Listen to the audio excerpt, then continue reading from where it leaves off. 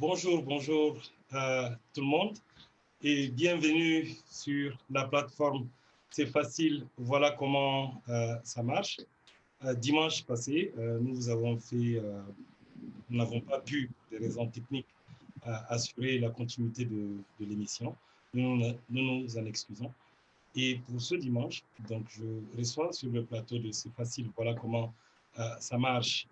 Abderrahmane Akolomallah, ancien ministre à plusieurs reprises, conseiller du président de la République, militant politique, militant de la société civile, intellectuel, historien.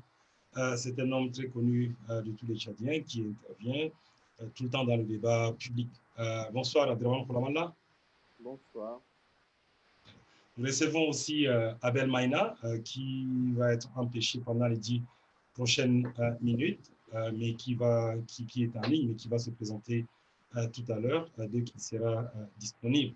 Donc pour le moment, nous commencerons notre débat, bien sûr, avec Abdelrahman Koulamalla, qui a accepté avec beaucoup de joie, et avec beaucoup de joie, mais aussi avec beaucoup de solidarité pour nos compatriotes de venir aujourd'hui pour discuter d'un thème, d'un sujet qui nous tient à cœur. C'est le sujet du communautarisme et le sujet du vivre ensemble dans un pays comme le Tchad. Dans 3 jours, je crois, le 11 août de cette année 2020, le Tchad aura eu 60 ans. 60 ans, c'est l'âge de raison pour un être humain. 60 ans, c'est l'âge où on est en mesure de partager ses expériences, on est en mesure aussi de dire qu'on a vécu et qu'on peut valablement conseiller d'autres personnes.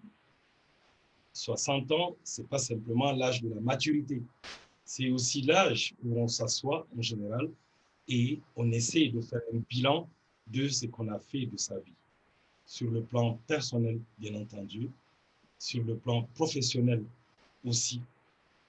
Mais 60 ans, c'est aussi un âge où nous essayons de dire si oui ou non la vie que nous avons vécue a été une bonne vie. Et je crois que les Tchadiens vont se poser cette question en ce qui concerne notre pays dans 3 jours. Et bien avant ces 3 jours, nous avons voulu discuter, animer un débat avec vous, ce débat mené par deux compatriotes qui semblent opposés, mais qui au fond peut-être disent la même chose et recherchent la même chose, de vivre ensemble dans un pays difficile, dans un pays qui a une histoire extrêmement compliquée et douloureuse. Je vais donc sans tarder demander à Abderrahmane Koulamalla de bien vouloir se présenter, quand bien même il est connu de tous les Tchadiens, mais c'est toujours avec plaisir et une très grande joie que nous l'écoutons se présenter à nouveau. Abdelrahman Koulamalla. C'est difficile de se présenter parce qu'on risque de paraître un peu immodeste. Moi, je suis la seule chose qui m'anime, c'est que j'aime profondément mon pays. Euh, dans l'amour de ce pays, on fait des choix politiques. Ces choix politiques peuvent vous amener soit des fois dans l'opposition, soit des fois au sein de la majorité. Et ça peut donner l'impression que je suis une personne un peu clivante, même si je suis quelqu'un d'extrêmement simple. Ma maison est toujours ouverte. D'ailleurs, je ne la ferme jamais. Euh, je suis rentré dans la politique extrêmement jeune, puisque j'ai été arrêté à l'âge de 15 ans en 1970. J'ai été exilé à 15 ans. Déjà à 14 ans, on m'a renvoyé, je suis allé étudier à Bousso. À 16 ans, je suis allé étudier au Cameroun, on m'a exclu de tous les établissements du Tchad. J'ai été arrêté à la gendarmerie quand j'avais 15 ans. Très tôt, j'ai été un militant du Front de libération nationale du Tchad de Fodina. Je me suis toujours opposé à la dictature très très jeune. Nous, on a eu un engagement politique très jeune, essentiellement parce que nous avons vécu une situation de despotisme obscur. de la part du régime de Tombalba et des régimes qui se sont succédés au Tchad. Donc, j'ai été en exil 7 ans sous Hissène Habré et j'ai accumulé plusieurs exils, même sous Brice Déby. Et je totalise en tout cas plus d'une quinzaine d'années d'exil politique. Mais je suis, comme vous dites, j'ai atteint l'âge de la majorité, j'ai bientôt 66 ans. Et je ne peux pas dire que je suis gagné par la lassitude politique, mais on se rend compte maintenant que ce qu'on peut donner de plus aux Tchadiens, c'est de donner son expérience et de donner l'amour de la patrie. Il faut que les Tchadiens aient cet amour de la patrie qui m'a toujours déterminé. Maintenant, pour le reste, j'ai été plusieurs fois ministre, plusieurs fois conseiller du président, j'ai joué un rôle politique important. J'ai été plusieurs fois porte-parole de l'opposition démocratique au Tchad. Mais tout ça, c'est infinitésimal par rapport au thème que tu as choisi. Je me permets de te tutoyer. Le thème que tu as choisi, c'est un thème qui me tient à cœur, le vivre ensemble. Quand on voit les déchirures Alors, et les Abdraman, propos de nos... merci pour cette présentation. Je crois les Tchadiens et les Tchadiennes reconnaissent ta contribution à l'histoire de notre pays. Tout à l'heure, nous allons avoir aussi Abel Maïna, à qui nous avons l'occasion de se présenter assez rapidement. Alors, par rapport à la question de vivre ensemble dans un pays avec une histoire aussi complexe que le Tchad, j'ai entendu hier le président de la République dans une interview à RFI parler de la guerre civile, des guerres civiles qui ont démarré au Tchad tout de suite après les indépendances. Et beaucoup d'analystes, beaucoup d'historiens, aussi beaucoup de nos compatriotes pensent que les difficultés de vivre ensemble auxquelles nous faisons face aujourd'hui remontent à cette période. À ton avis, est-ce que ces difficultés remontent à cette période ou elles vont beaucoup plus loin dans l'histoire?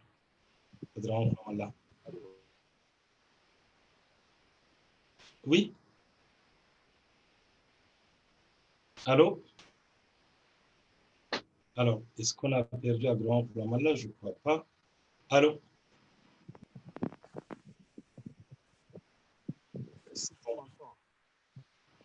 Abraham Koulamala, oui, je t'entends. Oui, parce qu'il pleut tellement fort qu'il y a des ruptures de réseau. Et puis, Ah, il pleut. il pleut d'aller bas.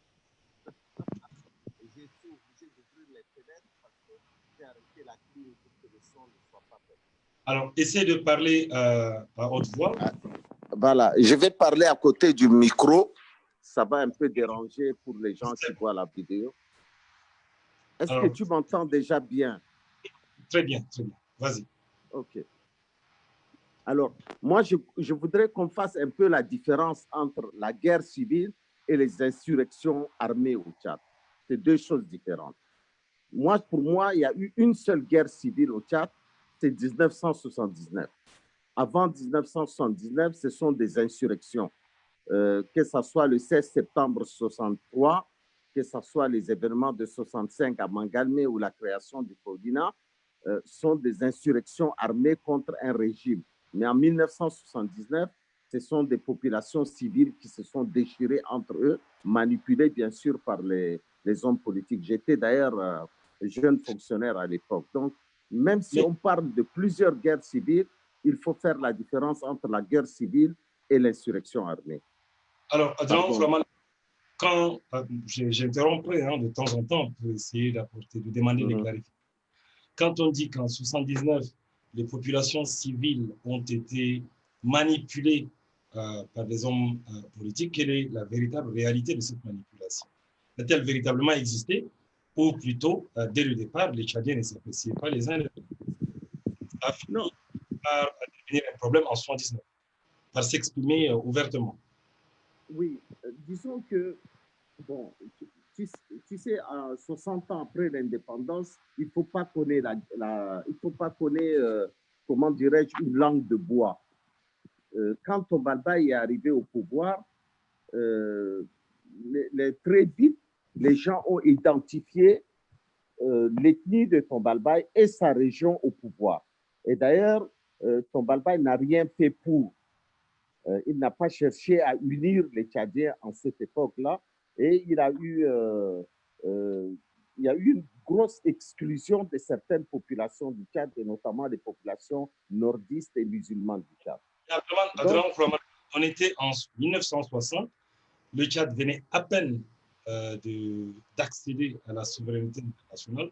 Comment peut-on alors parler d'exclusion et attaquer un président qui vient à peine si tu m'avais laissé finir, je t'aurais expliqué, parce que très vite, avec la dissolution, moi j'ai dit que c'est la perception que les gens ont eue du pouvoir. Je n'ai pas dit forcément que c'est ce qui s'est passé. La perception que les gens ont eue du pouvoir, c'est identifier le pouvoir à une ethnie et à une région. Ça, c'est comme ça que les gens ont perçu le pouvoir. La dissolution des partis politiques, parce qu'il faut reconnaître qu'après l'indépendance, il y a eu un multipartisme politique. Mon père a accédé aux élections, a accédé à la magistrature suprême à partir d'élections libres, et Tombalbaye est venu lui prendre le pouvoir puisqu'il a succédé à mon père de manière libre et démocratique. Tombalbaye, en ayant dissous les partis politiques et avec l'arrestation de tous les dirigeants nordistes du Tchad, tous, et quelques dirigeants sudistes, a fait que il y a eu les prémices de la révolte, et notamment... Attends, si tu m'interromps tout le temps, on ne peut pas se comprendre. Attends, je vais aller un peu au bout. C'est-à-dire que les événements de la dissolution de partis politiques, les événements de 63, le 16 septembre 63, qui ne figurent d'ailleurs pas dans notre histoire, l'insurrection des populations civiles à Mangalmé, la création du FOLINA a fait que le Tchad s'est trouvé désormais divisé en deux camps, le nord et le sud. Le nord musulman et le sud chrétien. Je n'aime pas le terme chrétien et animiste. Le sud était majoritairement chrétien. Et par rapport à ça, il y a eu un clivage. Est-ce que ce clivage a fait que les Tchadiens sont désunis? Non. Moi, j'ai vécu à Bassana. On a vécu entre nordistes et sudistes. On ne connaissait pas les différences. Les populations, c'est en 79 qu'on a vu que nos amis qui se trouvaient au niveau de Kabbalah et Moursal ont fui vers le sud. Les gens ont commencé à les massacrer. Et les populations musulmanes qui étaient à Kabbalah et Moussal ont été massacrés aussi par les hommes politiques. Très bien. Alors, il y a une règle. Je peux interrompre à tout moment pour demander des clarifications. Je crois que c'est important pour les internautes. D'accord, il n'y a pas de souci sur ça. Que je peux reprendre assez régulièrement. Alors, j'aimerais bien revenir toujours sur cette période de 1960, 1973 ou 1975, je crois. Tous les Tchadiens se réfèrent à ça. Il y a beaucoup de Tchadiens qui disent c'est Tombalbaye qui a commencé parce qu'il a arrêté une bonne majorité des leaders politiques qui étaient de la région nord. Est-ce qu'il a arrêté pour des raisons véritablement régionalistes ou il les a plutôt arrêtés parce que c'était des adversaires politiques et il y avait quand même, il faut le dire, à l'époque, juste au moment des indépendances, en 1960 et 1964-65, le débat politique était extrêmement agité au Tchad. Il y avait beaucoup de différences idéologiques. Et donc, les partis qui étaient là, auxquels les gens avaient adhéré pour des raisons idéologiques, se battaient. Je pense, est-ce qu'ils n'auraient pas arrêté plutôt pour des divergences d'opinion qui sont liées au soubassement politique desquels se réclamait chacun de ces leaders, plutôt que pour des raisons... Même après les indépendances, les forces politiques n'étaient pas des forces politiques basées sur des idéologies politiques précises. Les forces politiques représentaient les régions et les ethnies. Ça, c'est une politique de la colonisation qui a fait que les forces politiques s'organisaient en région. À part le PPT-RDA, qui regroupait l'ensemble des Tchadiens de tous bords, les autres forces politiques étaient les reflets des ethnies et des régions. Ça, c'est incontestable. Même si ça n'a pas le même goût qu'aujourd'hui. D'accord. Alors, c'est toujours le cas, Alors, malheureusement. il y a un petit décalage hein, quand je te Oui, parle. Donc, oui, il y a toujours un décalage sur Facebook quand on se fait en direct. Moi, voilà. ici, j'entends très bien, donc le décalage sur Facebook est de quelques secondes et c'est tout à fait normal. Alors, on a Abel Maïna qui vient de se connecter. Abel, bienvenue sur le plateau. Je présente rapidement, je pense que Abel n'est plus aussi à présenter, exactement comme Abdelrahman Orkoulaman, là, beaucoup plus jeune, bien entendu. Abel est un activiste basé donc à l'étranger. Je pense que c'est un activiste qui est plutôt très connu. Abel est aussi perçu par beaucoup de Tchadiens comme quelqu'un qui met de l'huile, qui jette de l'huile sur le feu d'ailleurs. Beaucoup de compatriotes m'ont fait la remarque inbox en me disant pourquoi tu inviterais Amine, on n'éteint pas le feu en ajoutant de l'huile. Je crois fondamentalement que Abel n'ajoute pas de l'huile dans le débat. Il pose peut-être des questions qui dérangent, avec des mots qui dérangent. Et donc, ce soir, je te remercie, Abel, d'avoir accepté donc, de débattre avec nous et les internautes, et avec Abdelrahman Koulaman, vraiment, qui a gracieusement accepté mon invitation pour qu'on puisse discuter d'un sujet qui nous touche tous, qui nous est important à nous tous et à nous toutes, et un sujet qui nous pourrit simplement la vie en tant que Tchadien. Alors, Abel, je te présente à davantage, je te prie de bien vouloir te présenter, et puis ensuite, je te pose la première question. Abel Maïna. Bonsoir Amine, bonsoir Monsieur Abdelrahman Koulamala, j'appelle affectueusement tonton, lui aussi m'appelle affectueusement son fils, fiston. Merci pour ce débat, parce que le débat date aujourd'hui de 60 ans, bien avant 60 ans aussi.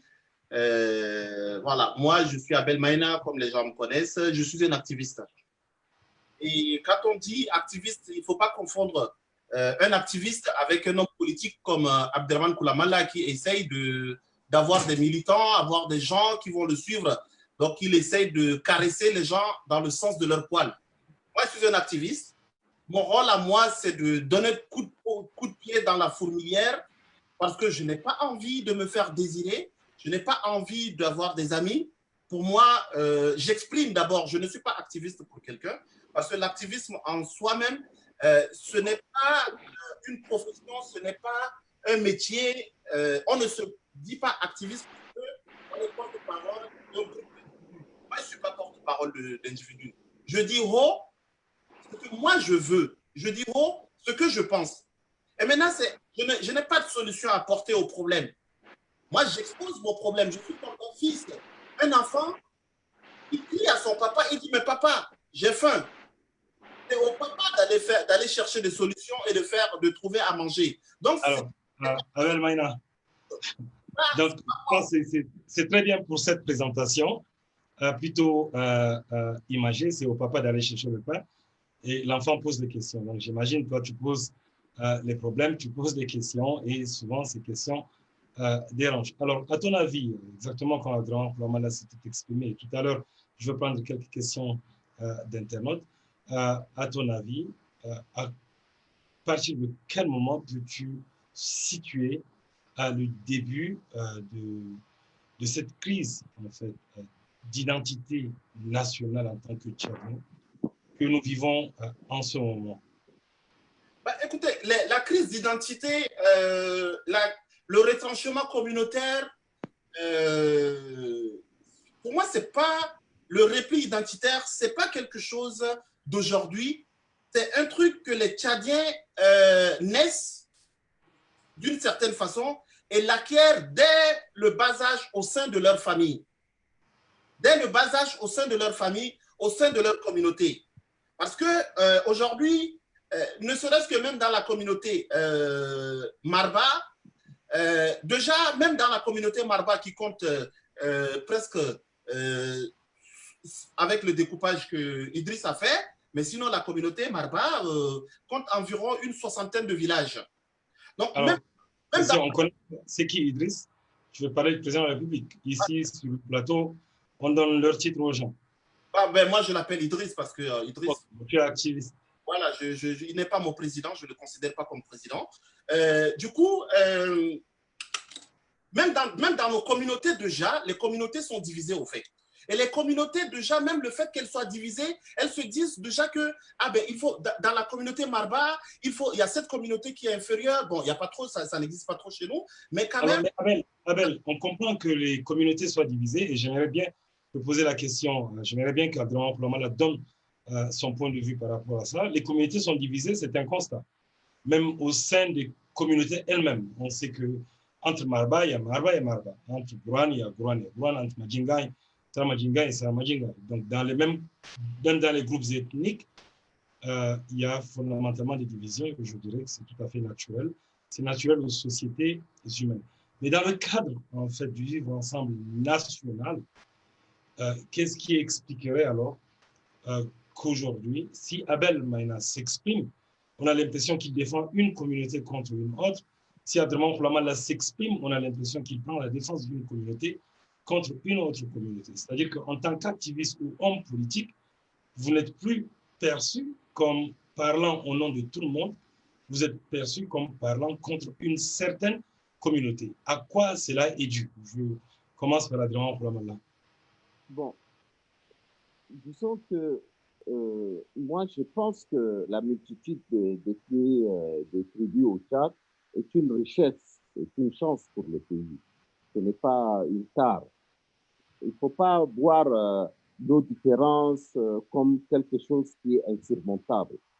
Euh, les, le peuple tchadien est divers. Il faut accepter le peuple tchadien dans sa diversité.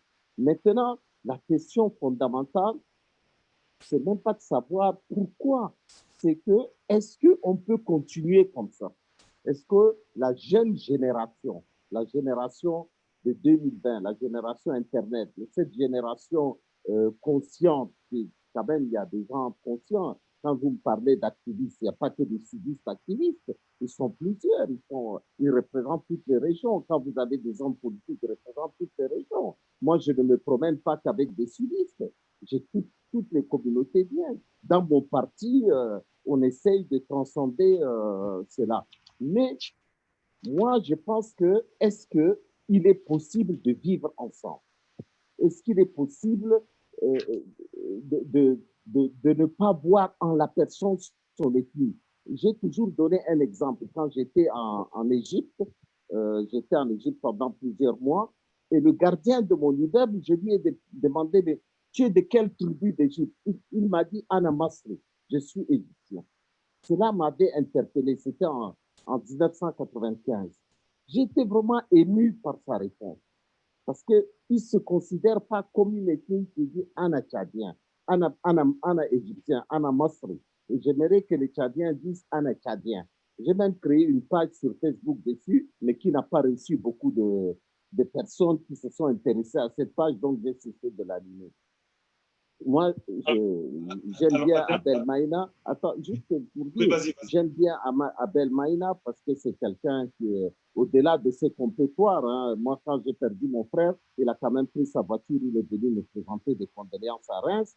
Et il ne faut pas le prendre aussi comme, je ne sais pas moi, le monstre de Loch Ness. Abel Maïna est un jeune, il travaille avec sa jeunesse, il dit des choses, les mots qu'il a. Je suis en désaccord tout le temps avec lui, tout le temps, de manière permanente. Ça ne m'empêche pas d'avoir de bonnes relations avec lui. Maintenant, moi je ne vais pas trop parler, hein, il faut m'interrompre si tu trouves que je parle beaucoup. Moi, je dis simplement que aujourd'hui, nous devrons nous mobiliser, jeunes et vieux, parce que nous, on nous considère aujourd'hui comme des avant d'arriver à la mobilisation, donc on en parlera quand nous allons entrevoir les solutions qu'il faut pousser. J'aimerais avoir les perspectives d'Abel Maïna sur la question que j'ai posée. Pourquoi Abel Maïna, aujourd'hui, quand Abel Maïna s'exprime, la plupart, beaucoup de Tchadiens, je ne dirais pas la plupart, beaucoup de Tchadiens ont l'impression qu'il s'attaque à une communauté en particulier, alors que Abel lui-même pense qu'il s'attaque à un problème général qui concerne tous les Tchadiens. À ton avis, cela est dû à quoi, Abel? C'est peut-être la faute à la jeunesse. Hein?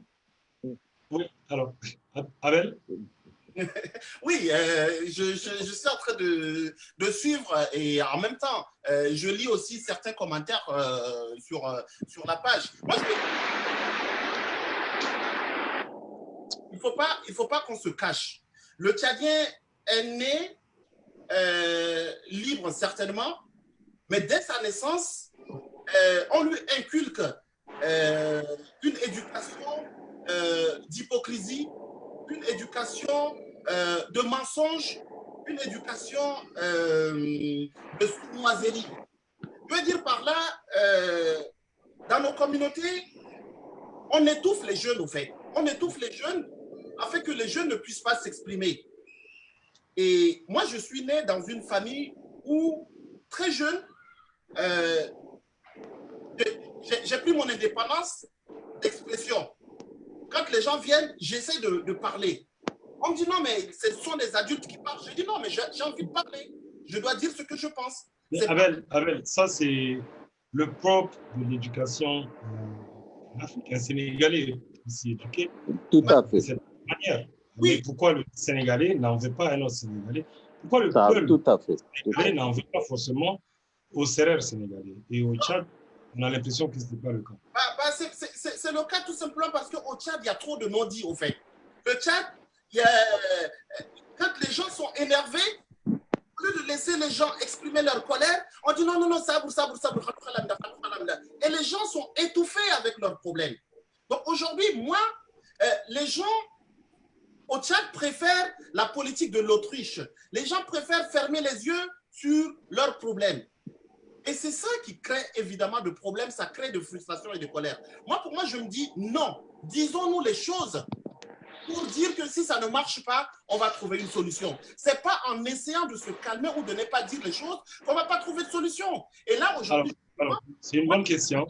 Laisse-moi finir, s'il te plaît. Oui, je suis au Tchad parce que les Tchadiens ne sont pas habitués au franc-parler. Dès qu'il y a un franc-parler, les gens prennent ça en mal. Les gens, moi aujourd'hui, Abdelrahman Koulaman, là, avec qui je suis continuellement en public, je le dis bien, en discordance, mais en privé, s'il y a des problèmes, je l'appelle, il m'appelle, il me dit, fiston, fais pas ça. Et c'est à moi de décider si je vais mettre ça en pratique ou pas. Mais le Tchadien, dès que vous n'êtes pas en accord, c'est que vous êtes ennemi. C'est pas ça, au fait. Donc moi, alors, me catalogue... Abel, tu permets que je t'interrompe? Oui, oui, je vais juste te dire une chose. Hein. Exprimer son opinion librement, moi, je l'ai fait quand j'avais ton âge. J'étais même l'enfant terrible de la vie politique. Mais il y a, c'est pas, on dit, il faut tourner 7 fois sa langue avant de parler. Moi, je dirais qu'il faut tourner 7 fois sa souris avant de publier. Non, parce que quelquefois... Attends d'abord, attends, s'il te plaît, Abel. Tu vois, Abel.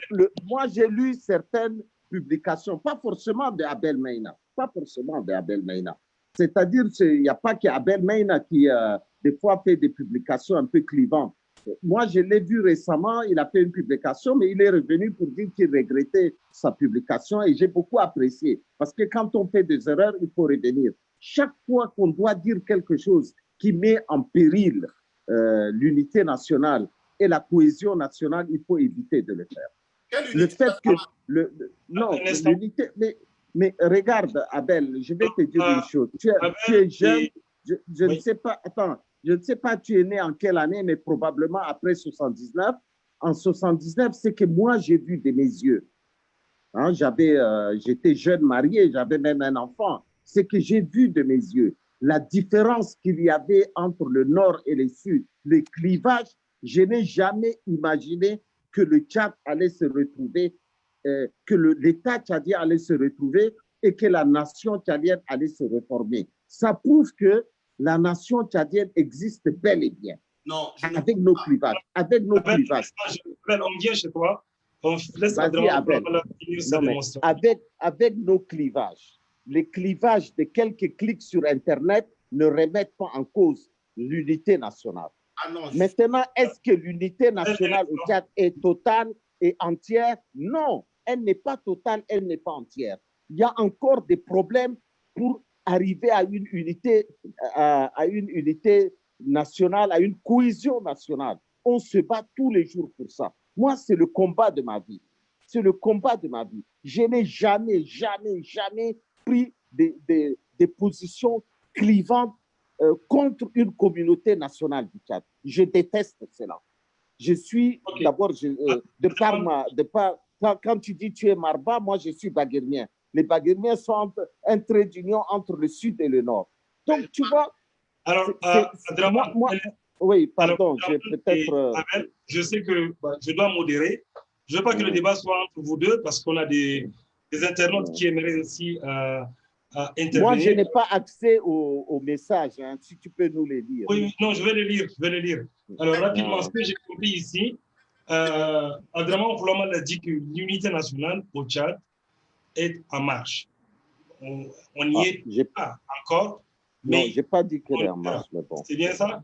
Où elle existe? Moi, j'ai dit que l'unité nationale, elle existe avec nos clivages. C'est différent qu'elle en marche. Elle existe avec nos clivages. Et Abel Maïna avait l'air de protester en disant quelle unité nationale. Alors, Abel, on t'écoute, ton point de vue, rapidement. Moi, je pense qu'il faut arrêter de faire semblant de faire la politique pour dire que oui, cette unité nationale, parler de la paix, tous ces mots qui ne sont que politiques pour endormir le peuple. Moi, je pense que Idriss, tu vis aujourd'hui dans un pays qui a connu ce qu'on appelle l'apartheid. Moi, je pense que le Tchad fait partie des rares pays où l'apartheid, la ségrégation existe. Par exemple, Abel, un instant, parce que l'apartheid a une définition juridique bien connue. Précise, qui est le développement séparé des races.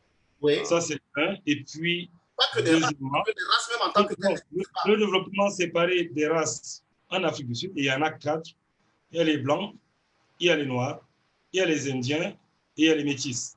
En Afrique du Sud, ce sont les 4. Développement séparé des races dans un premier temps. Et ensuite, domination d'une manière ou d'une autre de la race blanche. De toute race par la race blanche. Et l'apartheid a des conséquences économiques, des conséquences juridiques, c'est plutôt bien connu. Et philosophique. Ok, on va passer dans cette définition que Amine, tu veux être précis. Oui, précis sur l'apartheid. Moi, je pense que le mot race aujourd'hui est en train de sortir de son contexte. On dit qu'il n'y a qu'une seule race humaine. Donc, du moment où on parle de l'apartheid et que le mot race n'existe pas, on va parler maintenant des communautés. Par exemple, le contexte aujourd'hui, la communauté noire, la communauté indienne. Amine, je ne peux pas. Je veux juste que tu sois précis pour nos internautes. Aujourd'hui, au Tchad, il y a cette apartheid et il y a cette ségrégation communautaire qui existe religieuse. Prenons par exemple la ville de N'Djamena. La ville de N'Djamena est située de cette façon. Le nord est habité par les nordistes musulmans. Le sud est habité par les sudistes chrétiens. Et le centre de la ville de N'Djamena, c'est les anciennes villes, Bololo, Mardiandafa, Kabalaï. C'est un peu le mixage de ces communautés parce que ce sont des vieux qui étaient à N'Djamena avant et qui n'ont pas vendu leur terrain et qui sont restés. Tu situes Kabalaï et Sabangani où? Mais je l'ai dit, c'est là où je dis le centre. Ah, pardon. C'est là où j'ai dit le centre. J'ai cité Mardiandafa, mais est-ce que ça te permet de dire qu'il y a apartheid? Il y a une apartheid du moment où il y a deux communautés qui existent bien. Abdraman Koulibaly et Abel Maïna, laissez-moi encore préciser le contour du débat. Très clairement, disons, est-ce que Abel Maïna vient de dire... Non, Abel, jusqu'au bout. Maintenant, politiquement, depuis, il faut arrêter de mettre cette responsabilité de la situation aujourd'hui du Tchad au dos de cette jeunesse qui n'a été qu'éduquée par les Abdraman Koulibaly, mon papa et autres. Parce qu'aujourd'hui, nous ne sommes que des victimes de cette hérésie, de cette hypocrisie de ces adultes qui refusent d'assumer leurs responsabilités. Je l'ai dit récemment dans un débat que la guerre de 1979 n'a pas été menée par les enfants. Cette guerre a été menée par les adultes eux-mêmes. Cette guerre a été menée, par exemple, par l'ami Fortin, parce que le plus jeune N'Djamenois, en 1979, avait peut-être 4 ans. Donc, ce sont les Lami Fortin eux-mêmes. Donc, si les adultes n'arrivent pas à bien éduquer leurs enfants, si les adultes n'arrivent pas à faire, à mettre ensemble leurs enfants, aujourd'hui, M. Abderrahmane Koulamala est là, présent. Leur père leur a laissé un très grand héritage qui est juste à 500 mètres de la maison de ma famille. Le terrain du feu Abderrahmane Koulamala, jusqu'aujourd'hui, on appelle... Ahmed Koulamala. Le terrain de feu Ahmed Koulamala, qui est un terrain historique, le plan pour tout le monde. Mais aujourd'hui, les enfants de Ahmed Koulamala, personne, peut-être je me trompe, mais personne ne vit là-bas. Ils sont non, tous... c'est pas vrai. C'est pas vrai. Alors, on ne va pas personnaliser. Non, on va pas personnaliser. Brahim Koulamala, Youssouf Koulamala habite à Abena. Voilà. Al-Bakri Koulamala a construit là-bas, Sarah a construit là-bas, moi-même j'ai construit là-bas. Tout ça, c'est des vœux d'esprit. Abel et Abderrahmane, on ne va pas personnaliser le débat. Non, mais je vais dire, Amine, s'il te plaît. Non, je dis à Abel de ne pas ramener. Non, mais c'est pas grave. C'est pas grave. Bon. Il essaye d'argumenter. Moi, ça ne me gêne pas. Il essaye d'argumenter parce qu'il n'a pas les bonnes informations. C'est tout. Donc, je lui donne les bonnes. Laisse-le argumenter. Laisse-le aller jusqu'au bout. Revenez au modérateur. J'ai une question. Abel, je te donne 15 secondes pour finir ta phrase qui a été interrompue et puis ensuite, je pose ma question. C'est pour vous dire qu'aujourd'hui, le régime aujourd'hui en place, tous les régimes qui se sont succédés de 1980 ou 79 à aujourd'hui n'ont rien fait pour que les Tchadiens puissent se mettre ensemble. Aucune politique de vivre ensemble véritable, parce que ne serait-ce qu'un gouvernement de cohésion, un gouvernement de vivre ensemble n'existe, un ministère de vivre ensemble, un ministère de cohésion n'existe pas. Ce gouvernement a toujours fait, est en train d'encourager les populations de N'Djamena à toujours rester séparées. N'Djamena aujourd'hui est une capitale qu'on peut même déloger, mettre les gens ensemble, mais ils ne sont même pas capables de faire ça, parce que diviser... Abel Maïna, tu avais 15 secondes, je pense. Je vais recentrer encore le débat, mais avant de continuer, laissez-moi faire un résumé assez rapide des discussions qui viennent d'avoir lieu. Abderrahmane Koulamala est remonté jusqu'au moment des indépendances pour expliquer un tout petit peu la genèse, en fait, des problèmes auxquels nous faisons face. Et puis, Abel a dit quelque chose auquel je n'avais pas pensé, je dois l'avouer, que la guerre de 79 a été faite par les Lami Fortin. En fait, c'est un fait. Parce que moi, je suis un N'Djamena. Je pense comme beaucoup. C'est un fait. Voilà. Je ne suis pas forcément d'accord. Moi, je suis un N'Djamenois. Je ne suis pas un Lami Fortin. Si tu penses que Hissène Habré et Maloum sont des Lami Fortin, je mets des doutes. J'en arrive. Alors, disons que c'était les Lami Fortin. On respecte nos parents, ils sont les Lami Fortin qui nous Non, attends, je vais te donner mon opinion. Excuse-moi, je ne vais pas me vanter, tu vois, non? Mais je suis obligé de te donner des faits historiques. En 1979, nous étions un groupe de jeunes, on s'appelle le groupe des jeunes N'Djaménois, et on a créé l'Union nationale de la jeunesse tchadienne. Il y avait là-dedans Balzar Papi, Abderrahmane Koulamala, Gali Goté. On était un certain nombre de sudistes et de nordistes et nous avons refusé d'adhérer aux tendances politico-militaires. On a créé un journal qui s'appelle Le Tournant. On a dit non à la division du Tchad. On a fait une commission qui allait jusqu'à Yagoua, Marwa, Garwa, ramener tous les sudistes qui ont fui et on les a logés à Sabangali ici. Ce n'est pas vrai de dire que les Lami Fortin ou les N'Djaménois ont créé la guerre civile. C'est une fausse information historique. Ce qui s'est passé en 79, pardon, ce qui s'est passé en 79, ce qui s'est passé en 79, ce sont les forces armées nationales du Tchad, des FAN, dirigées par Hissène Habré, qui ont décidé, permets-moi de finir, qui ont décidé d'en découdre avec le régime de Mado. Dans cette affaire, les populations du Nord, pas tous, ont soutenu massivement Hissène Habré et les populations du Sud ont soutenu massivement le général Maloum et plus tard Kamougué. Mais la majorité des personnes n'ont pas adhéré à cette guerre. La majorité des personnes. Je suis un acteur à cette époque-là. J'étais un fonctionnaire, j'étais un acteur. J'ai milité, j'ai même démissionné du Frolina à l'époque. Mais attends, c'est important. Et permets-moi de t'interrompre, parce qu'il faut qu'on avance. Il y a une confusion. Non, mais attends. La guerre de 79. Attends, Abel, s'il te plaît, Abel.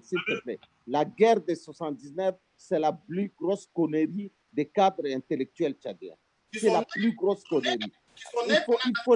Il faut le reconnaître que. On t'entend pas, Abel. La guerre de 60. Attends, Abel, laisse-moi finir. Parce Abel, que laisse Abdelrahman finir. Si on parle en même temps, les gens ne vont pas nous comprendre. La guerre de 79 a été une horreur pour les Tchadiens. J'ai posé la question à Kamougué. J'ai dit, général Kamougué, toi qui es pour l'unité nationale, comment tu as pu entrer dans ces trucs-là? Et il m'a dit, Abderrahman, j'étais jeune. Il m'a dit, j'étais jeune. Je me suis laissé en bas. Et s'il y a un homme, le lion du Sud, Kamougué, qui a lutté pour l'unité nationale du Tchad après 79, c'est bien le général Kamougué auquel je rends hommage aujourd'hui. Donc, c'est une affaire qui a brisé le pays, mais il ne faut pas revenir dessus. Il faut voir comment on va penser nos blessures pour rebondir. C'est ça le thème de ton débat. C'est ça le thème du débat. C'est pour ça que je voudrais qu'on passe à un autre sujet. Mais avant ça, juste laissez-moi quand même faire un rapide résumé. Abdelrahman Khouramalla est remonté vers les indépendances. Abel Maïna a dit que la guerre de 119 a été provoquée par l'ami Fortin. Ce à quoi Abdelrahman Khouramalla rétorque que Hissène n'était pas forcément un ami Fortin. Et moi, en tant que modérateur, et je suis quand même de formation historien à la base, avant de faire d'autres études, je crois que Hissène Habré et la plupart des cadres du Frolina avaient, d'une manière ou d'une autre, étudié aussi à Fort-Lamy. Et sont donc aussi des Lamy Fortin. Tout comme Kamougué, Maloum, tous, à l'époque, supposons que Fort-Lamy, c'était la capitale du Tchad. Et donc, tout Tchadien qui vivait à ce moment-là était Lamy Fortin d'une manière ou d'une autre. Mais on n'est pas là pour les accuser. Nous sommes là, justement, et nous ne sommes pas là pour les accuser. Nous sommes là simplement pour rappeler l'histoire. Et je suis heureux qu'Abdelrahman Khouramalla ait dit que la guerre de 79 était la plus grosse connerie que le Tchad ait jamais connue. Je crois que ça, personne ne va être en désaccord avec notre frère aîné Abdelrahman Khouramalla. Par contre, la question que tous les Tchadiens se posent, et que les internautes sont en train de se poser en ce moment, c'est si nous voulons que cette unité nationale cesse d'être une unité de façade, si nous voulons que les communautés s'intègrent véritablement, si nous voulons aussi que la justice sociale, la justice économique, la justice politique et la justice tout court règnent au Tchad un jour, que doit-on faire? Et c'est là le thème de notre débat aujourd'hui. Je pense, je crois que vous êtes aussi d'accord avec moi, comme tous les internautes, que l'intégration communautaire ou intercommunautaire est la première clé, ou plutôt le premier pas vers le chemin d'un Tchad de justice. Alors, à votre avis, chacun de vous, j'aimerais avoir vos points de vue sur ce sujet et ensuite on prendra quelques questions des internautes. Nous commençons par Abel cette fois-ci et puis ensuite nous donnerons la parole à Abdelrahman. Abel Maïna, que doit-on faire? Moi, je pense que avant de dire ça, il faudrait que les Lamy Fortin sachent que Lamy Fortin, déjà, c'est la colonisation, c'est le colon qui est arrivé imposé. Vous savez, je vais juste vous dire quelque chose, M. Abdelrahman Khouramalla et Amin. Vous prenez aujourd'hui, par exemple, même le pouvoir est gardé par les Lamy Fortin. Ils disent que même pour être président de la République, il faut être Lamy Fortin. Ils ont taillé la constitution même C'est-à-dire, Fort Lamy, aujourd'hui, c'est 45 ans. Abel Maïna, on ne va pas répartir sur l'ami Fortin. On veut parler du futur. Oui. Aujourd'hui, le Tchad est majoritairement jeune. Et est-ce que c'est vrai de dire que c'est l'ami Fortin qui ont le pouvoir? Quand on voit le gouvernement. Oui, mais Abel Maïna, avant, je voudrais juste que tu sois très précis. Quand on regarde le gouvernement actuel, la moyenne d'âge tourne autour de 40-45 ans. Et le plus jeune ministre, si j'ai bien compris ce que le président de la République a dit à Alain Foucault hier dans son interview, le plus jeune ministre a 26 ans. Ce ne sont pas des l'ami Fortin. Quand on est ministre, on a quand même le pouvoir. Oui, mais M. Abderrahmane Koulamala qui est là, il sait très bien qu'être ministre au Tchad, franchement, ça n'a aucun pouvoir. C'est juste quelqu'un qui est là pour signer des choses et autres. Moi, je vais dire que... Alors, il faut répondre à ma question. Que doit-on faire pour améliorer l'intégration intercommunautaire? Aujourd'hui, déjà, 30% de la population, 70% de la population tchadienne est jeune. 70% de la population tchadienne est née après Fort Lamy, c'est-à-dire est née après 1975. Mais ces 30% de la population elle-même, on lui refuse de prendre le pouvoir, de briguer la magistrature suprême. Parce que l'ami Fortin veulent toujours, ils ne veulent pas occuper le poste de conseiller. Ils veulent toujours garder le pouvoir. Vous voyez, ils veulent toujours garder le pouvoir et ils veulent mettre... Déjà, ça, c'est une injustice. Écarter... Qu'est-ce qu'il a contre l'ami Fortin? On laisse Abel finir. Abel, vas-y. C'est pour dire qu'aujourd'hui, les l'ami Fortin doivent savoir qu'ils ont des enfants parce qu'ils ont fait beaucoup d'enfants.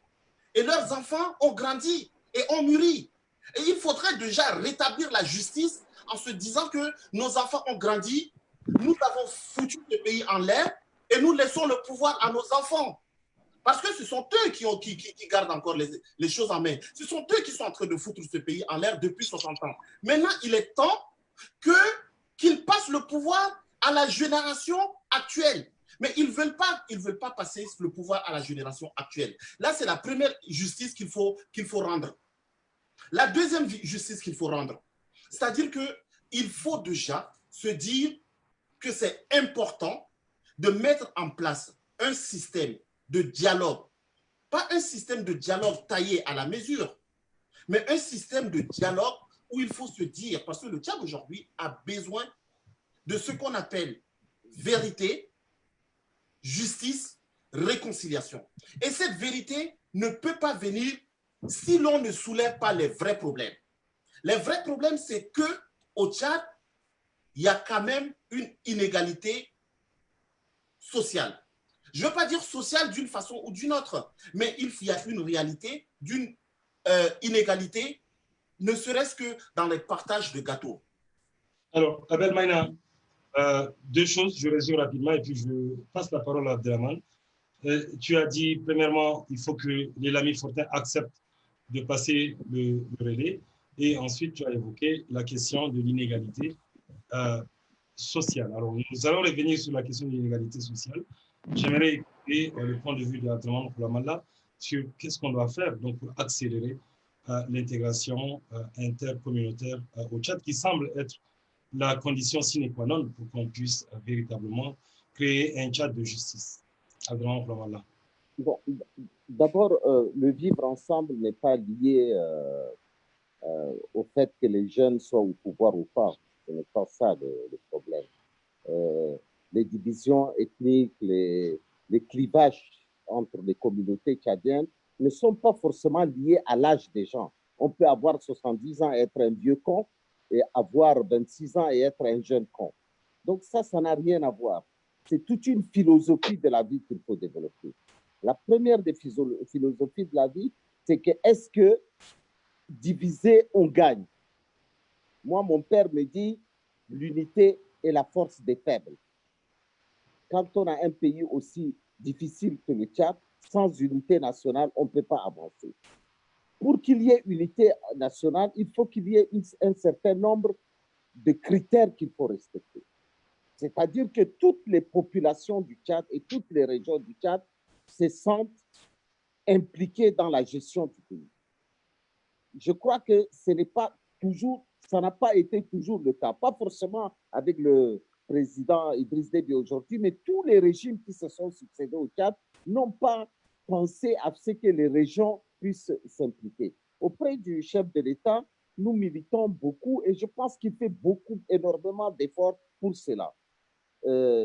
Et quand on a voulu construire des routes, on n'a pas forcément voulu construire des routes au nord, mais on les a construites beaucoup. La majorité des routes ont été construites dans le sud du pays. Pourquoi? Parce que c'est la région économique qui va générer des ressources dans le pays. Donc, c'est toute une philosophie qu'on doit avoir. Maintenant, la jeune génération dont vous faites l'éloge en disant qu'elle va prendre le pouvoir, si on lui donne le pouvoir, mais elle a déjà le pouvoir. Rapidement, on n'a pas, je n'ai pas entendu. C'est vrai,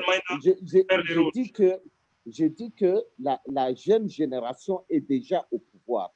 Mon problème principal, c'est que est-ce que les jeunes aujourd'hui ont le niveau politique pour comprendre que seule l'unité du peuple tchadien peut être une raison de développer économiquement et de rendre ce pays prospère. Ce n'est pas le cas. Quand je lis mon fiston Abel Maïna... J'ai deux questions pour Abderrahmane et pour Abel. Et je pense que c'est des questions qui vous mettront tous les deux d'accord. Nous n'allons pas évoquer ce qui s'est passé avant 79, parce que Abel était à peine né, ou il n'était pas encore né. Moi, je n'avais même pas encore 10 ans, donc j'étais encore un petit gamin, même pas à peine à l'école primaire, je ne connais pas. Par contre, parlons donc de ce qui s'est passé depuis 90 par rapport à l'unité nationale. Parce que là, au moins, tous les deux, vous avez vécu cette expérience. Et je vais vous poser des questions de manière un peu provocative. J'aimerais vraiment avoir des réponses franches et ouvertes de votre part. Et puis ensuite, une question d'abord sur des constats et puis deuxième question sur les solutions. Alors, Abel Maïna, de 90 à 2000, est-ce qu'il y a eu amélioration de la cohésion nationale ou il y a eu plutôt une régression de cette cohésion et s'il y a amélioration, jusqu'à quel niveau? S'il y a régression, jusqu'à quel niveau? Juste 30 secondes. Et puis ensuite, je vais poser la même question à Khouramalla. Donne-lui une minute quand même. C'est une question importante. Une minute. Je pense que dans un sens, les Tchadiens se sont forcés, je dis bien forcés, sans l'aide de ce régime au pouvoir, régime bien entendu combattu pendant plusieurs années par M. Abderrahmane Khouramalla. On ne parle pas de politique ici. Non, mais on ne peut pas parler. Mais vas-y. Donc, du coup, la population tchadienne a évolué, la jeunesse tchadienne a évolué, est arrivée à transcender certaines barrières culturelles et religieuses. Ça c'est un fait. Il faut se dire qu'il y a un pas qui est fait. Mais c'est vraiment un très, très petit pas de tortue. Et que nous devrons absolument faire parce que le train du développement, le train mondial ne nous attend pas au fait. Alors, Abel, on doit moi, je voulais juste que tu répondes à ma première question. Si j'ai bien compris, tu dis qu'entre 90 et aujourd'hui, il y a eu un tout petit peu de progrès en matière de cohésion nationale. Tu dis une avancée. Même si c'est tout petit. C'est bien ce que tu as dit. Oui. De la population tchadienne, de la jeunesse tchadienne. Oui, alors, je réponds la même question à Abderrahmane Khouramalla. Et après, je repose ma deuxième question à Abel. Abderrahmane Khouramalla, la même question. Avant 90, le Tchad était dominé par les guerres et les déchirures. C'est incontestable. Après 90, il y a une relative stabilité, même s'il y a eu quelques mouvements armés dont j'ai fait partie. Je remercie Abel de le rappeler. Mais globalement, il y a la liberté d'expression des Tchadiens parce que la liberté d'expression permet la cohésion nationale. Il y a la multiplication des partis politiques, surtout la société civile. il y a combien? Plus de 2000 associations qui sont créées. Et tout ça, c'est une avancée. Mais maintenant, bon, quand on est opposant, on ne peut pas reconnaître ça. On va dire non, mais c'est rien du tout. On n'a pas avancé. Mais tout le monde sait que le Tchad a fait un bond en avant en matière de cohésion sociale. Et moi, j'ai espoir que cette cohésion sociale s'intensifie dans le temps. Mais donc, oui. Messieurs, il parle de liberté d'expression, liberté de mouvement, mais cela ne les a pas empêchés de couper Internet. Ok, d'accord. C'est grâce à Internet qu'on parle. Moi, je suis en Djamena. Oui, mais... L'Internet marche, je suis en Djamena. Je ne suis pas en France, Abel. Aujourd'hui, exceptionnellement, je vais, chers internautes, exceptionnellement, Abel et Adran, exceptionnellement, nous allons rajouter un peu de temps sur l'émission, une demi-heure. Habituellement, nous nous en tenons à 1 heure. Pile poil, il reste 10 minutes pour faire 1 heure, mais nous allons ajouter une demi-heure parce que le débat semble intéressant. Alors, je reviens. Premier constat, le constat d'Abel Maïna, il y a un petit effort, une espèce de progrès entre 90 et aujourd'hui. Et Adraman Koulamala a dit quelque chose de très important. Le fait que les Tchadiens soient en mesure de s'exprimer plus librement est plutôt une bonne chose dans la mesure où ça peut encourager la cohésion nationale. Et pourtant, au début de l'émission, Abel disait que les Tchadiens ne sont pas à mesure de se parler franchement, ou plutôt ils refusent de se parler franchement. Et il a pris l'exemple de la ville de N'Djamena, qui fait, je vous dirais, qui fait plutôt l'objet d'une espèce d'apartheid volontaire. Apartheid volontaire dans la mesure où volontairement, les gens s'écoutent les uns les autres et se retrouvent simplement dans les lieux communs. Dans un bar, il n'y a pas d'ethnie, il n'y a pas de tribu, il n'y a pas de religion, bien entendu, dans un bar. Sur un terrain de foot aussi, ou même à l'école. Quand bien même pour l'école, j'ai encore plusieurs questions. Alors, que doit-on faire, donc, si vous dites qu'il y a progrès, que doit-on faire pour accélérer cette tendance, bien minime soit-elle, aussi petite soit-elle, qui semble être positive par rapport aux décennies précédentes? Abel Maïna. Bon, moi, je pense qu'il y a, comme je l'ai dit, il faut le préciser parce qu'il ne faut pas que ça soit récupéré par les hommes politiques qui penseront que ils ont apporté, ils ont fait quelque chose pour le vivre ensemble. Non, je pense que c'est l'ère de temps et la jeunesse aujourd'hui qui est partie, je l'ai dit, culturellement, qui est sortie de son milieu, a appris un certain nombre de choses.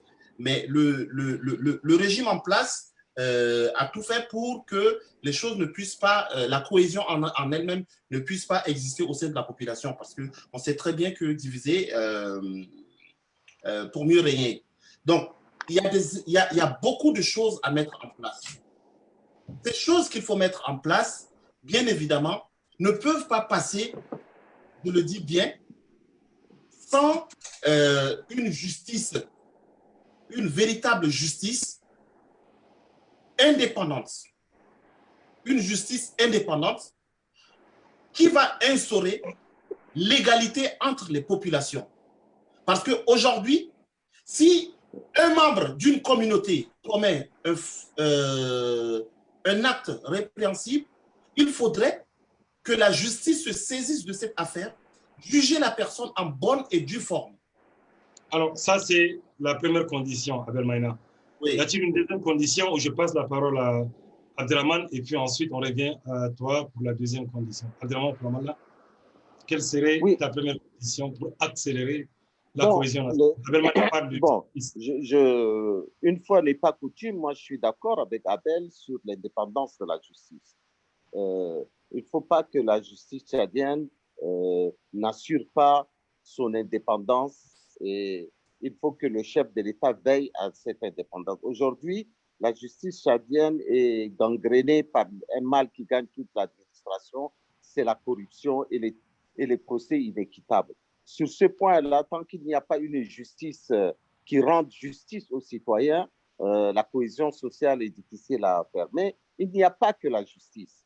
Il y a aussi le rôle des acteurs politiques, mais aussi le rôle de la société civile. Le rôle de la société civile, le rôle des acteurs politiques le rôle de ce que vous appelez activistes qui sont à l'extérieur du pays, qui doivent, même si on est contre le régime, non, les activistes. Non, même si on est contre le régime, on ne doit pas souffler sur la braise de la division ethnique et tribale. Ça, c'est très dangereux. On reviendra sur ça. Ça, c'est très dangereux. Et voilà. Finir et puis on revient sur ça. Je ne dis pas que Abel ou autre, il n'y a pas que eux. Hein, il y a beaucoup de gens qui, sur les réseaux sociaux, se déchaînent. Les réseaux sociaux sont devenus, pas forcément au Tchad, mais partout. C'est-à-dire n'importe qui peut devenir une personnalité importante sur les réseaux sociaux et faire véhiculer des messages. C'est pour ça que la démocratie, c'est aussi la responsabilité. Donc, cette cohésion sociale, il faut que nous la faisions à partir de nos engagements politiques, de notre foi et de notre amour de la patrie. Quand on aime son pays, on ne doit pas faire, on doit pas la diviser. Disons que ça, c'est le premier pas. Mais je veux revenir à toi, Abel, tout de suite. Tous les deux, vous avez convenu comme quoi il faut il faut de la justice. Mais avant de parler de justice rapidement, il y a un internaute qui s'est demandé si vos constats sur les progrès en matière de vivre ensemble entre 90 et les années 2000 aujourd'hui est un véritable constat ou si vous jouez juste de la langue de bois. On reviendra sur ça tout à l'heure.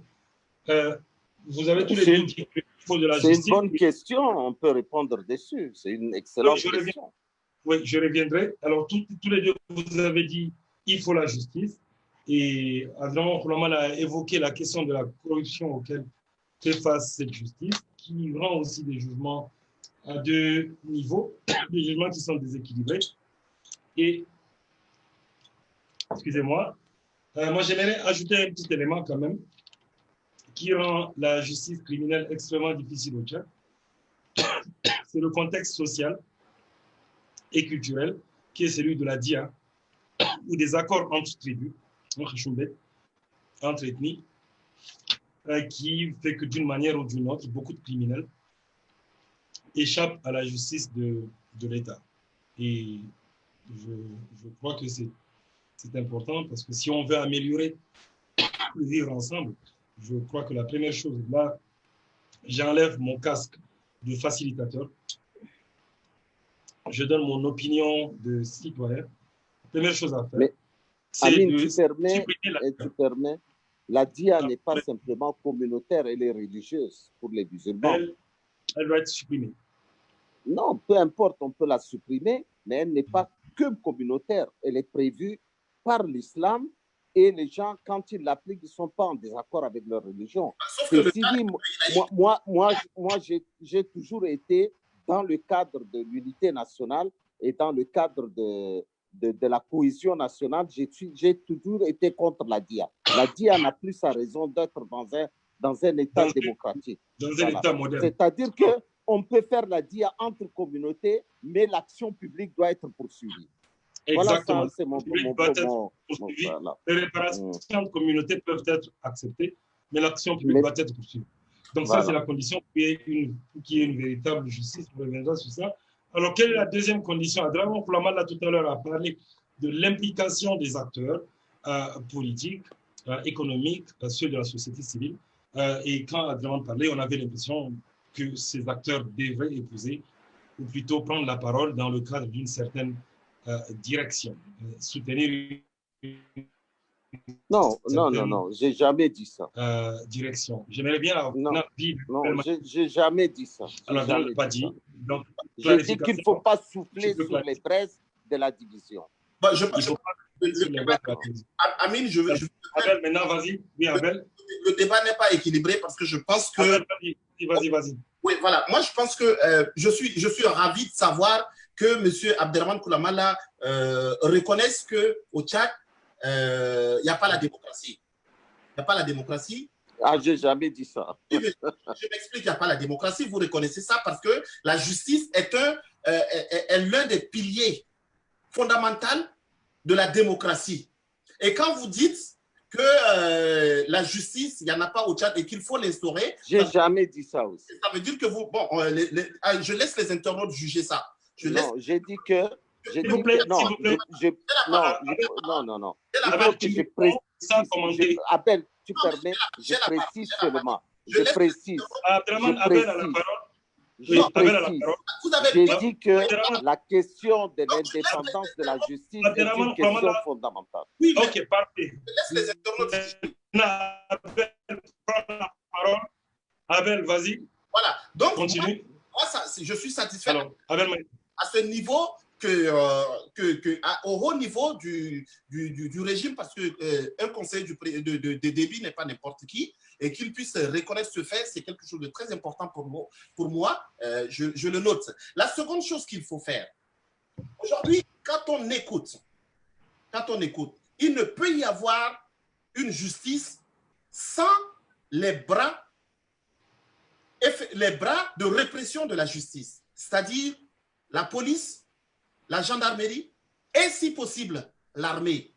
Tant qu'on n'arrive pas à instaurer une armée nationale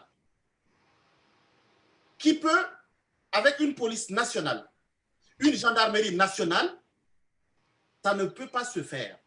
Le vivre ensemble est important. Parce que pour moi, un chef de l'État qui a tous les pouvoirs se permet de dire aux voleurs, aux délinquants, aux détourneurs, s'il vous plaît, ne détournez pas.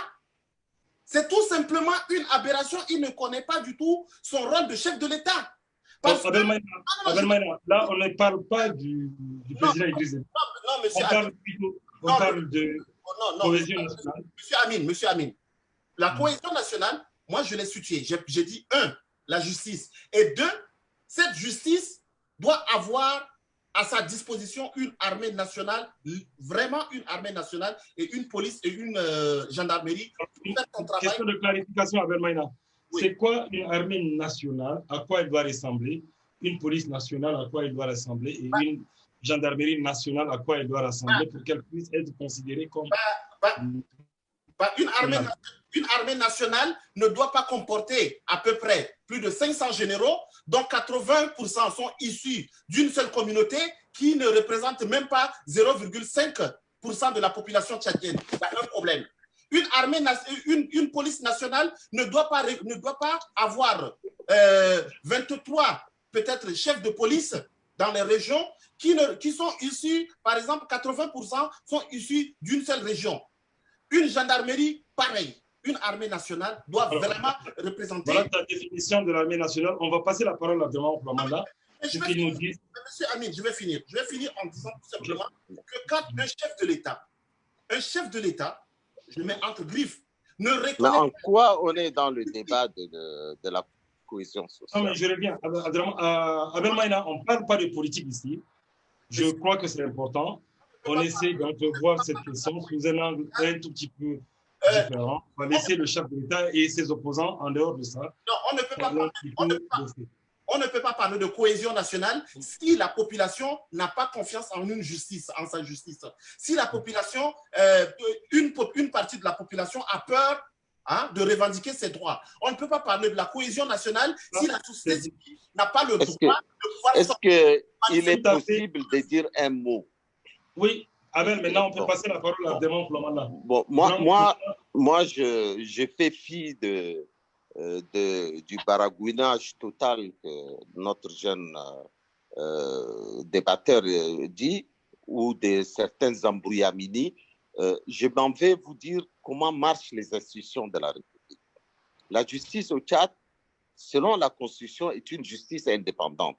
S'il y a de la corruption dans la justice, le chef de l'État, qui est président du Conseil supérieur de la magistrature, veille à l'indépendance de la justice. Mais il n'a aucun moyen de faire des pressions sur les juges pour qu'ils soient indépendants. Ce n'est pas possible.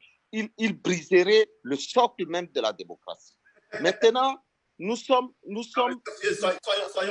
Attends, moi, j'ai interrompu personne.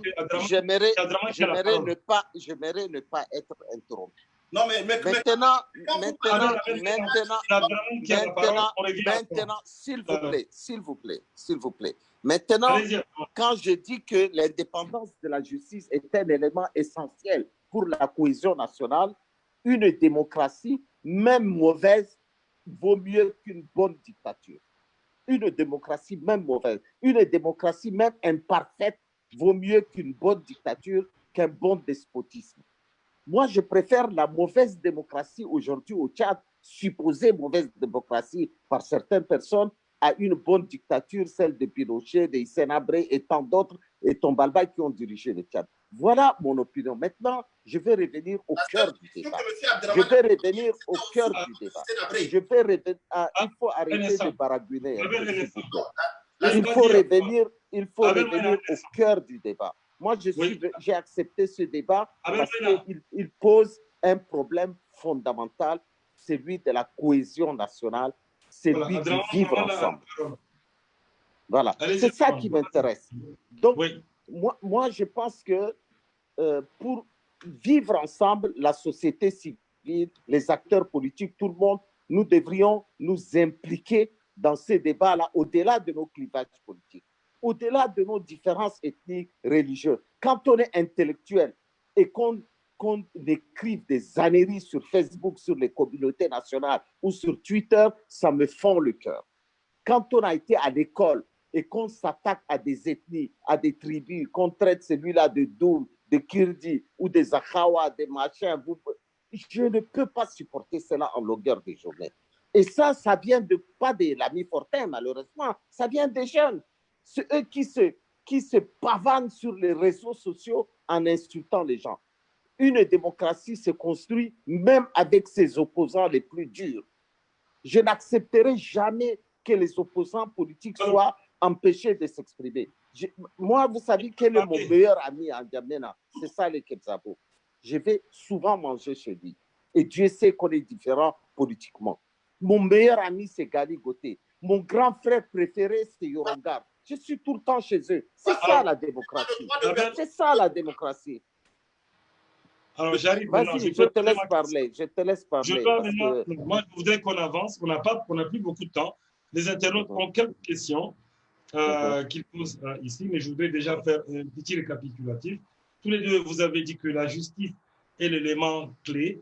Abel a précisé que pour lui, la justice doit être l'armée, la justice doit être soutenue par des institutions qui sont nationales, parmi lesquelles l'armée, la police, la gendarmerie, donc qui doivent être nationales. Et il a donné sa définition de ce qui est national, c'est-à-dire faire en sorte que les compositions ethniques ou régionales de ces institutions soient équilibrées parce qu'elles lui paraissent déséquilibrées pour l'instant, si j'ai bien compris. Et Abdraman Kouramala a continué en parlant de l'impératif démocratique en disant que il préfère une démocratie imparfaite à une dictature parfaite parce que le simple fait de pouvoir s'exprimer, être en désaccord, mais en même temps se mettre d'accord sur l'essentiel et avancer, c'est ce qui fera avancer la cohésion nationale.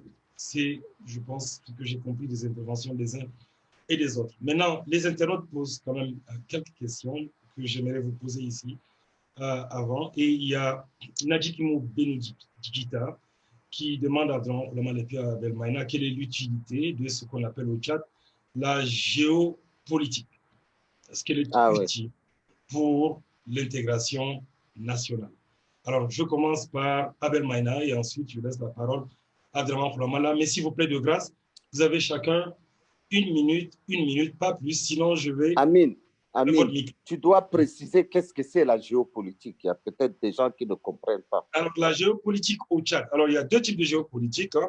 Il y a la géopolitique au niveau mondial, universitaire, qui est en fait une discipline, si vous voulez, des relations internationales et du multilatéralisme qui consiste à pousser ses pions et sa politique en fonction d'un certain nombre de considérations géographiques qui peuvent avoir une influence énorme sur l'économie de votre pays ou sur ses propres questions de défense, ce qu'on appelle, sur les questions de défense de manière générale, ce qu'on appelle géopolitique, hein, c'est dans un cadre universel, universitaire. Quand on vient au Tchad, géopolitique, communément appelé géopolitique, c'est le jeu politique entre les partis ou les gouvernants qui consiste à faire en sorte que les institutions de la République puissent être prises en charge de manière plus ou moins équitable par l'ensemble des régions du Tchad. Dans le temps, on disait par exemple que si le président de la République était nordiste, le Premier ministre doit forcément être un sudiste. Voilà, un tout petit peu. Si un ministre est un sudiste, son secrétaire d'État doit être un nordiste. Et ça, c'est un, d'abord. Et ensuite, il y a le dosage entre les différentes composantes des ethnies qui pensent qu'elles sont majoritaires, d'autres qu'on considère comme minoritaires, d'autres qui se considèrent comme lésés, d'autres qui pensent qu'ils doivent avoir une plus grosse part du gâteau, etc. Donc, c'est un jeu typiquement tchadien, extrêmement complexe, auquel, malheureusement, je crois que je ne comprends pas grand-chose. Alors, Monsieur Benoudjita pose la question, est-ce que cette géopolitique à la tchadienne est utile et est-ce qu'elle peut contribuer à l'unité nationale ou plutôt elle a-t-elle des effets qui sont opposés à ce qu'on attend? Je commence par Abel Maïna et puis ensuite je vais Abdelrahman Koulamala. Abel Maïna. Moi, je pense que je ne suis pas un partisan de la géopolitique à la tchadienne. Pour moi, ce qui est important, c'est d'arriver à avoir simplement le Tchadien qu'il faut à la place qu'il faut. Aujourd'hui, si le gouvernement tchadien, Idriss est peut-être Zakawa, et qu'il a un premier ministre, Zakawa aussi, il a des ministres Zakawa aussi, moi je ne vois absolument pas de problème pour ça. Tant qu'il y a une véritable démocratie, tant qu'il y a une véritable justice, c'est-à-dire les Tchadiens arriveront à choisir qui ils veulent. Les Tchadiens arriveront à mettre qui ils veulent, où ils veulent. L'Assemblée nationale arrivera à faire son travail normalement. Parce que ce n'est pas le président seulement qui va faire. S'il y a cette démocratie normale, moi, je ne suis pas partisan de cette géopolitique où le président doit être, par exemple, du Nord, le Premier ministre du Sud, sachant qu'au Tchad, tout le pouvoir est détenu que par un seul individu, depuis 1960. Alors, d'accord, très bien. Abel Maïna, merci d'avoir respecté le temps. Abdelrahman Koulamala sur la question de la géopolitique. Ensuite, je reviendrai à cette question et puis après, on va devoir conclure parce qu'on aura fait 1h30. Et vraiment, je voudrais remercier les internautes pour votre patience et pour être présents en si grand nombre aujourd'hui, ce soir. Alors, moi la géopolitique, elle est née après 79, il faut le préciser. Quand il y a eu le partage entre le Nord et le Sud, après, on a commencé à partager quand un DG est nordiste, l'adjoint est sudiste, etc. Et vous l'avez bien précisé. Le jour où on a inventé la géopolitique, c'est ce jour-là où on a inventé la foire au cancre. C'est-à-dire que quelquefois, on allait chercher dans des régions des gens qui n'ont pas les capacités d'être ministres ou directeurs, rien que pour faire la géopolitique. Le président Idriss Déby, depuis quelques années, a supprimé cette géopolitique. Il a nommé plusieurs premiers ministres issus du Nord. Il a même nommé un premier ministre d'origine bidéate, qui est Moussa Faki.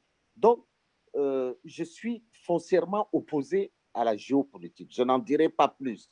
Je crois que vous en avez suffisamment parlé. C'est quelque chose qui n'a aucun lieu d'être dans une démocratie véritable. Il faut faire confiance aux cadres et on prend les meilleurs des cadres.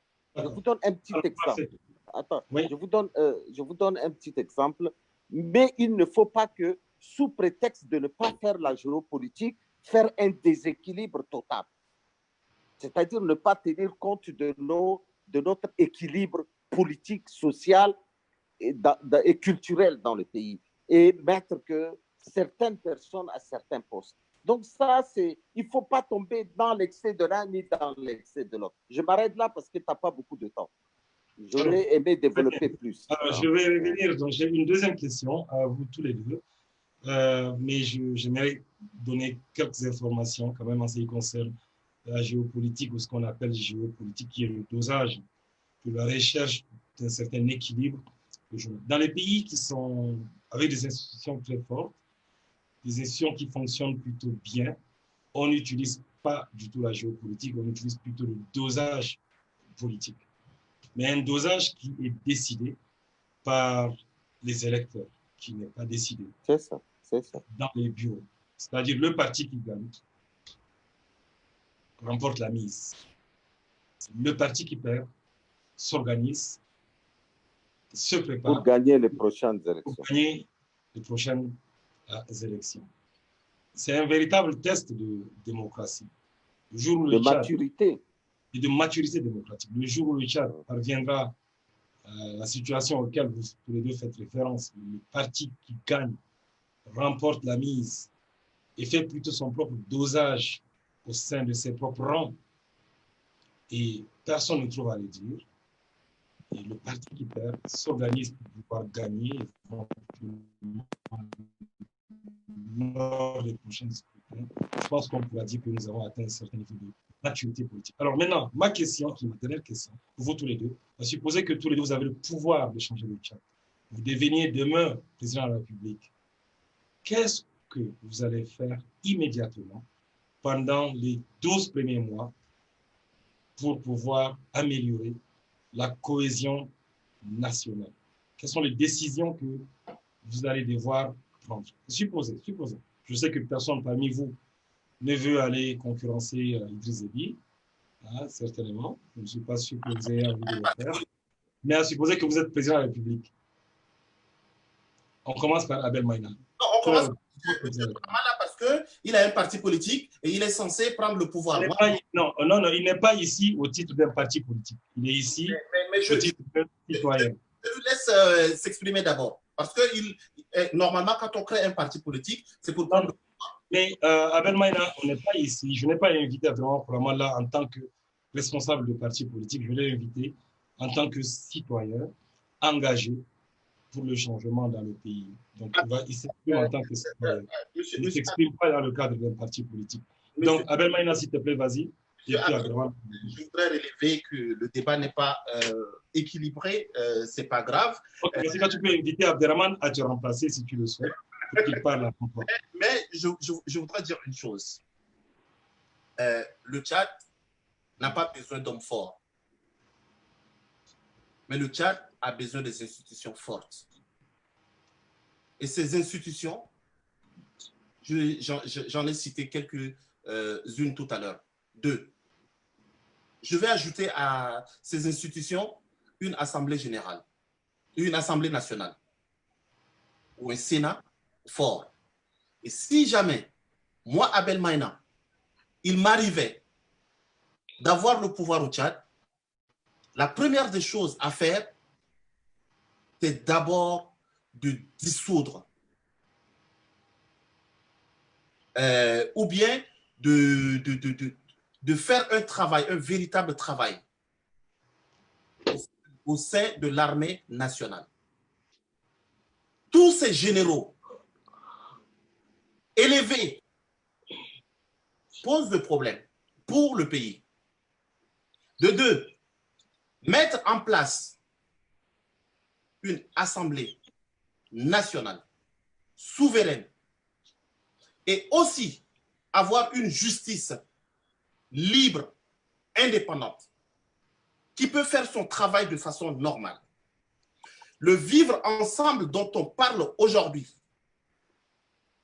et dont on est en train de soulever des questions, c'est l'ensemble de frustrations, des questions de haine qui se propagent sur les réseaux sociaux dont on parle aujourd'hui. C'est un ensemble de frustrations d'une grande partie de la population face à l'injustice que cette population connaît. Aujourd'hui, au Tchad, on coupe Internet qui permet à beaucoup d'opérateurs économiques de pouvoir faire leur business. On coupe Internet qui permet à la jeunesse, aujourd'hui, rappelons-le, que c'est la période des cours en ligne. On coupe cet outil important à cette jeunesse parce que un groupe de personnes s'exprime et verse manifestent de la haine, comme ils le disent sur les réseaux sociaux, et que la justice n'est pas capable de faire son travail. Parce qu'aujourd'hui, qu'est-ce qui se passe? Si Abel Maïna tient des propos sur les réseaux sociaux, des propos de haine, une justice forte est capable de saisir même les institutions internationales avec preuve à l'appui pour que Abel réponde de ses actes. Et qu'un certain groupe de personnes, de femmes bien identifiées ou d'hommes s'expriment et que cette justice n'est pas capable de les arrêter, de les traduire, ça crée évidemment, bien évidemment, de l'injustice. Parce qu'on coupe Internet pour 15 millions de personnes parce que cette justice est incapable d'arrêter 30 personnes. Et c'est une injustice déjà que les 15 millions de personnes subissent à cause de ces 3 personnes ou de ce petit groupe de personnes de 15 ou 20 personnes, ainsi de suite. Donc pour moi, la chose la plus importante, si jamais j'ai le pouvoir au Tchad, c'est de rendre le pouvoir véritable à la justice et que le statut du président de la République doit être un statut aussi de citoyen, un statut de fonctionnaire du peuple et non le statut du tout-puissant qui décide et de qui il veut, de démettre qui il veut, le chef de l'État. D'accord. Parfait. Abel Maïna, on va écouter maintenant Abdelrahman Ramallah. Si tu as le pouvoir et la capacité de changer de Tchad, que ferais-tu dans les 12 premiers mois? Bon, d'abord, moi, je suis préoccupé par diverses choses. Et d'ailleurs, comme conseiller, je me bats beaucoup dessus. C'est l'éducation, la santé des Tchadiens. La première chose, c'est qu'un peuple, des jeunes qui ne sont pas bien éduqués, qui n'ont pas une bonne formation, il est vain de penser qu'ils peuvent construire une unité nationale ou une cohésion nationale véritable dans le pays. Il faut qu'on se pense sérieusement sur l'éducation des jeunes. La santé, c'est quelque chose de fondamental.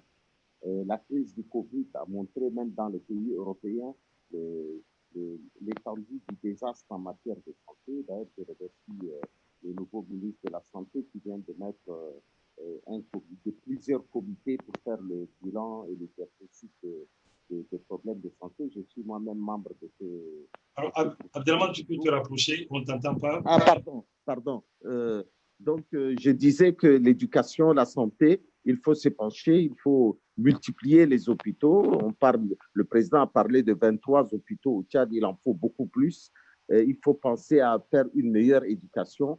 Et il y a une chose, puisque moi je suis fermier, hein, j'ai une ferme avicole, je pense qu'il faut développer des industries agroalimentaires dans le pays. C'est incroyable qu'un pays comme le Tchad n'ait aucune entreprise agroalimentaire dans le pays, alors que nous avons des terres, plusieurs hectares de terres qui ne sont pas cultivées. Il y a une chose qui me préoccupe aussi, c'est la préservation de la faune et de la flore dans le pays, parce qu'avec l'exode rural, l'exode dans les zones urbaines, et même l'exode même dans les zones rurales, ça fait que les populations empiètent sur l'espace des animaux et détruisent la faune et la flore de ces pays. Le problème de l'écologie au Tchad se pose. Les Tchadiens se posent beaucoup de problèmes sur l'électricité. Il faut inventer une autre forme d'électricité. Il faut aller vers les énergies renouvelables. Il faut être capable donc de développer ces genres d'axes-là. Et la première chose à faire, peut-être que je nommerai Abel Maïna ministre de la Jeunesse, comme ça il verra les difficultés à gouverner un pays. Quoi. Voilà un peu les actes. On ne peut pas, dans ce débat-là, c'est difficile de faire un programme politique. Et puis, bon, à 66 ans, je n'ai pas beaucoup encore d'espoir de diriger un jour le pays. Alors, merci beaucoup à tous les deux. L'idée n'était pas de faire de vous des hommes politiques qui vont avoir des programmes politiques à mettre en œuvre. Je voulais ces discussions comme un débat citoyen, comme une contribution à l'effort national, à l'effort de tous les Tchadiens, afin d'accélérer la cohésion au sein de notre pays. Si j'ai bien compris, mesdames et messieurs, Abdelrahman Khoulamalla et Abel Maïna disent très clairement que la première chose à faire, c'est renforcer l'état de droit, et renforcer l'état de droit passe par un renforcement des capacités de notre justice. Une justice qui doit être nationale, une justice qui doit pouvoir travailler avec des institutions qui, elles aussi, sont nationales. L'armée, la police, la gendarmerie. Je me souviens, il y a 2 ans, je parlais avec un entrepreneur qui me disait qu'en Afrique, les pays dans lesquels il investit sont les pays dans lesquels la justice est capable de condamner l'État. Vous voyez à quel point la justice est importante. Et quand la justice fonctionne, même les investisseurs viennent. Donc ça, c'est la première condition. La deuxième condition, je pense que c'est Abdelrahman qui a évoqué cette question, une égalité des opportunités, spécialement en matière économique, l'égalité des opportunités en matière de santé, aussi en matière d'éducation. Je pense que c'est important. Mais en réalité, mesdames et messieurs, notre pays a fait peut-être quelques petits progrès. Mais en même temps, nous avons l'impression, quand on observe ce qui se passe aujourd'hui, on a l'impression que nous sommes en train de revenir tout doucement vers 1979. Il est vrai que couper Internet, 15 millions de Tchadiens, parce qu'il y a 300 personnes. Non, Amine, l'Internet n'est pas coupé. L'Internet n'est pas coupé. Il y a un réseau social, WhatsApp, qui a été restreint à cause de... Mais Internet n'est pas coupé. Moi, je suis sur Internet matin et soir. Non, on est sur Internet. Internet n'est pas coupé. Restreindre certains réseaux à cause de ces problèmes. Voilà, Internet n'est pas du tout En revanche, si on a une justice qui est solide, les personnes qui font justement ces genres d'actions crapuleuses doivent purement et simplement être interpellées par la justice. Là, je suis d'accord avec toi. Mises devant leurs responsabilités. Mesdames et messieurs, pour accélérer la cohésion nationale, il est donc important que tout le monde s'investisse dans plus de justice sociale, plus de justice, tout simplement, et d'égalité devant la loi, d'égalité de droit. Le président de la République aussi. Alors, on va donc conclure le débat. Attends, Amine. Je vais vous demander un dernier mot à chacun de vous. Moi, je vais te faire rapidement un dernier mot parce que mon téléphone est en train de se décharger. Je voulais te dire que mon dernier mot n'est pas dans le débat, c'est pour te féliciter. Toi et moi, on a toujours été divergents sur beaucoup de points, mais on a toujours gardé des relations humaines incroyables. Tu m'appelles souvent, je t'appelle souvent, et je te félicite pour cette émission que tu fais, enfin une émission, cette plateforme que tu développes. Voilà, je suis très fier de toi, je voulais te le dire. Et je voulais prendre les Tchadiens à témoin parce que tu es un garçon intelligent et c'est dommage que le Tchad se prive de tes talents. C'est tout ce que j'ai à dire. Je dis bonjour je dis à mon fiston Abel Maïna que je l'aime beaucoup et il le sait. Merci beaucoup, Abel. J'espère pouvoir servir le Tchad même à partir de l'extérieur où je vis depuis une vingtaine d'années. Je continue par contribuer à faire en sorte que les choses s'améliorent dans notre pays. Je te remercie beaucoup pour ta confiance et pour ta sollicitude. Abel Maïna, un dernier mot? Oui, moi, le dernier mot, c'est que les Tchadiens doivent évoluer et avancer. Ce n'est pas parce que nous parlons de sujets qui fâchent que cela veut dire que nous avons cette mentalité de haine, de division, de quoi que ce soit. Tout ce que nous appelons, nous, en tant qu'éveilleurs de conscience, comme personnes qui s'agitent sur les réseaux sociaux, c'est que nous avons juste une soif. Cette soif de la justice et de l'égalité. C'est cette soif-là qui nous tient vraiment à cœur.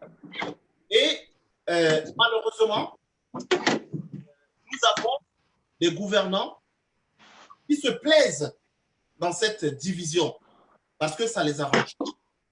Ça les arrange et ce n'est pas le rôle de la société civile de rendre justice. Ce n'est pas le rôle des activistes ni de l'opposition politique, ni de l'opposition armée. Mais c'est le rôle là qui est au pouvoir de tout faire parce que quelle est leur politique? Aujourd'hui, moi, c'est simple. Hein? Ok, Abel. J'arrive, Amine. J'arrive, je me permets de le dire. Quel est le rôle aujourd'hui de la politique judiciaire? Depuis 30 ans, quelle est la politique judiciaire du MPS depuis 30 ans? Il n'y a aucune politique. Abel Maïna, le débat s'achève ce soir. Je pense que j'aurai peut-être l'opportunité de t'inviter un jour avec Abdelman Poulama un jour prochain pour parler cette fois-ci d'un débat politique. Aujourd'hui, le débat était autour d'une question très précise. Que doit-on faire pour améliorer la cohésion nationale? Il est vrai que les réponses à cette question passent forcément par des considérations politiques, par la considération des questions politiques, ce que vous avez fait l'un et l'autre. Vous avez répondu aussi aux questions des internautes. Je sais que beaucoup d'internautes, malheureusement, sont restés sur leur faim. Nous n'avons pas pu écouter des problématiques et répondre à toutes les questions qu'ils ont bien voulu nous poser. Je crois que ce n'est que partie remise. Ce que nous devons retenir aujourd'hui, c'est qu'il est impératif pour que la cohésion nationale s'améliore au Tchad. Il est impératif